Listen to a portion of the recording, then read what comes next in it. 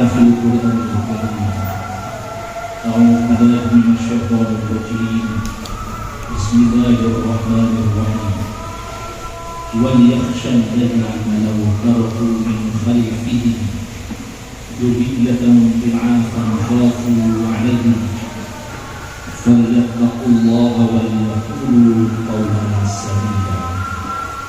صدق الله العظيم. Kaum muslimin sidang jamaah Jumat yang dimuliakan Allah.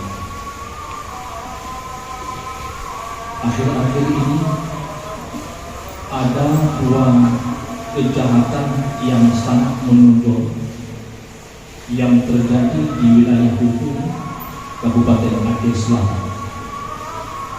Dan kedua kasus atau persoalan ini tentunya menjadi renungan dan menjadi PR bagi kita semua tanpa terkecuali, sehingga kita mampu untuk keluar dari persoalan-persoalan yang telah mendominasi di wilayah hukum Kabupaten Aceh Selatan.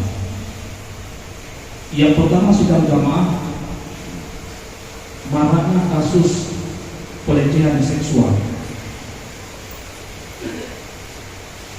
Beberapa media online kita baca dan beberapa kasus yang terjadi di wilayah Aceh Selatan terjadi pelecehan seksual. Ada pemerkosaan, bahkan dibarengi dengan minuman keras dan lain sebagainya. Ada beberapa kasus yang mungkin bisa kita baca. Yang kedua, yang sangat lebih memprihatinkan lagi adalah penyalahgunaan narkotika.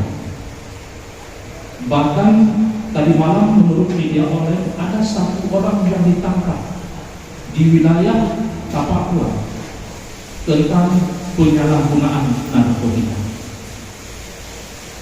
Pada kesempatan yang mulia sidang jamaah, walaupun khatib sering menyampaikan secara berulang-ulang pada setiap giliran mendapat khutbah di masjid tercinta ini, tidak salahnya khatib kembali mengingatkan kita, mengulang kaji tentang bagaimana keadaan saat ini, terutama tentang penyalahgunaan narkotika.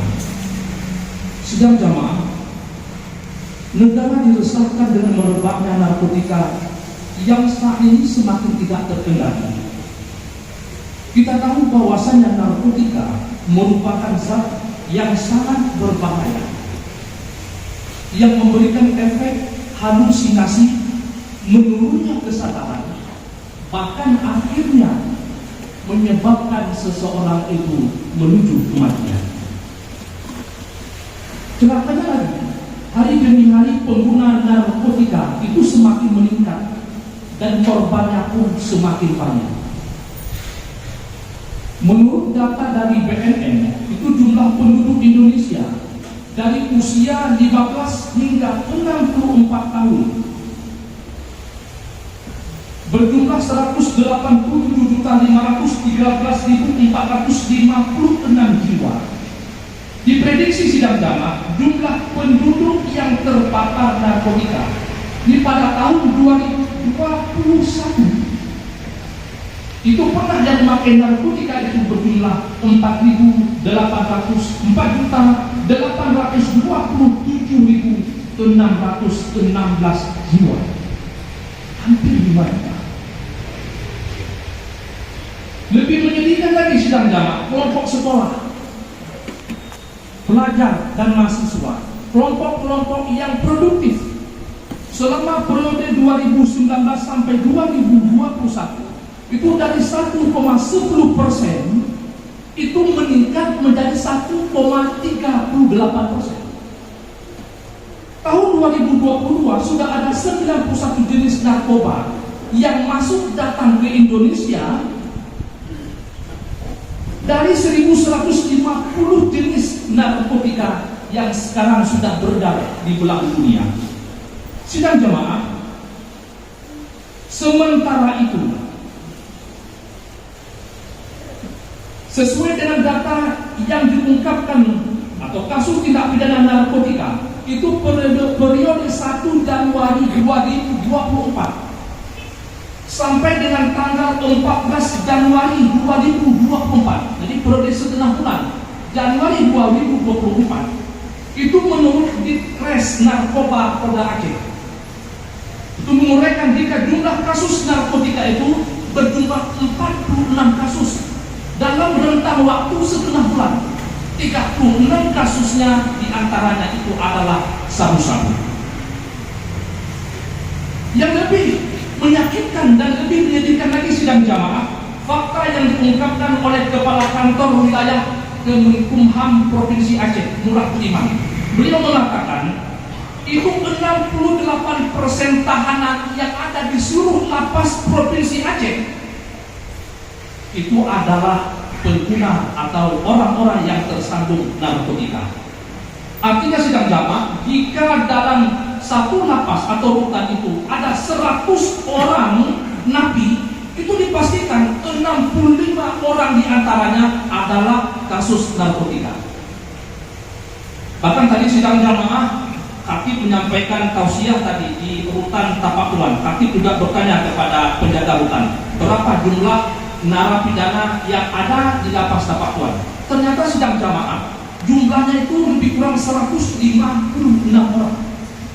156 orang.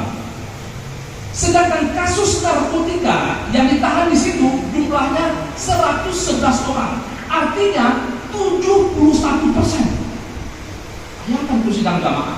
Dan itu stabil setiap tahunnya. Tidak ada penurunan. 71%. Bayangkan luar biasanya terjangkitnya kasus-kasus narkotika yang terjadi pada bangsa kita ini. Sidang jamaah yang dimuliakan oleh Allah Subhanahu wa Ta'ala, fenomena penyalahgunaan narkotika tersebut sangat mengerikan.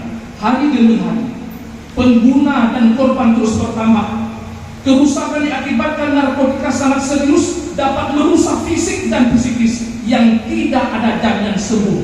Bahkan sebagai Katib sampaikan tadi, bisa menyebabkan seseorang itu menuju kepada kematian. Kerugian material mencapai triliunan rupiah. Bahkan sudah sangat pantas penyalahgunaan narkotika itu dinyatakan sebagai musuh negara. Sidang jamaah, itu ada beberapa faktor yang menyebabkan seseorang itu candu terhadap narkotika. Yang pertama adalah mungkin faktor genetika, faktor gennya. Kenapa sidang jamaah? Ada anggota keluarganya yang mungkin yang pernah tersandung perbuatan yang seperti itu, lalu dia akan tiru, lalu dia akan mencoba, sehingga dia akan juga menjadi orang-orang yang betul-betul menggunakan narkotika. Faktor genetika. Yang kedua sidang jamaah adalah faktor lingkungan. Ini mudah terpapar. Apakah lingkungan masyarakat? Apakah lingkungan kerja? Apakah lingkungan kantor? Ketika lingkungannya itu ada yang terpapar narkotika, itu besar kemungkinan orang-orang yang ada di sekitarnya itu juga akan terpapar perbuatan yang sama. Yang ketiga sidang jamaah rahimakumullah, yang bisa membuat risiko kecanduan narkotika itu adalah karena masalah dalam rumah tangga. Sering kita dengar ada kekerasan di dalam rumah tangga, ada broken home, ada stres. Jadi pelariannya adalah bagaimana mereka itu menggunakan narkotika di dalam rumah tangga. Yang keempat sidang jamaah adalah gangguan kesehatan mental, itu depresi umpamanya. Ada orang yang mengidap penyakit istilahnya bipolar atau traumatis dan lain sebagainya, sehingga sidang jamaah untuk menutupi gejala gangguan mentalnya itu dia berusaha dan menikmati yang namanya narkotika. Ini beberapa faktornya sidang jamaah. Kaum muslimin rahimakumullah, benteng utama kita selaku umat Islam adalah tidak lain memperkokoh keimanan dan ketakwaan kita beserta keluarga agar tidak menjadi salah satu korban dari keganasan penyalahgunaan penggunaan narkotika ini. Di antara strategi yang dapat digunakan adalah untuk membangun kesadaran dengan saling mengingatkan sidang jamaah tentang bahaya penyalahan narkotika yang dapat menghancurkan seluruh sendi kehidupan kita. Allah Subhanahu wa Ta'ala mengingatkan kita sebagaimana yang Khatib bacakan di awal khutbah tadi yang terdapat dalam surah An-Nisa ayat 9. Allah berfirman, wal yakhshal ladzina law taraku min khalfihim dzurriyyatan dhi'afan khafu 'alaihim falyattaqullah wal yaqulu qawlan sadida. Dan hendaklah kalian itu takut kepada Allah, orang-orang yang seandainya meninggalkan di belakang mereka anak-anak generasi mereka, generasi yang lemah, yang mereka khawatir terhadap kesejahteraannya. Sedang jamaah, lemah di sini bukan hanya lemah dari segi ekonomi, tetapi lemah iman, lemah tata cara pergaulannya untuk menuju kebaikan dan lain sebagainya. Itu harus ada rasa khawatir kita selaku orang tua terhadap generasi di masa yang akan datang. Falyattaqullah wal yaqulu qawlan sadida. Dan bertakwalah kepada Allah, dan Allah Subhanahu wa Ta'ala mereka mengucapkan perkataan-perkataan yang benar. Sidang jamaah rahimakumullah, mengingat bahaya narkotika yang begitu besar, para ulama sudah menyepakati jika narkotika merupakan barang yang haram. Narkotika jelas haram sidang jamaah, dan semua aktivitas yang berkaitan dengan narkotika itu haram. Apakah memproduksi, apakah mengedarkannya, apalagi sampai dengan mengkonsumsinya juga haram.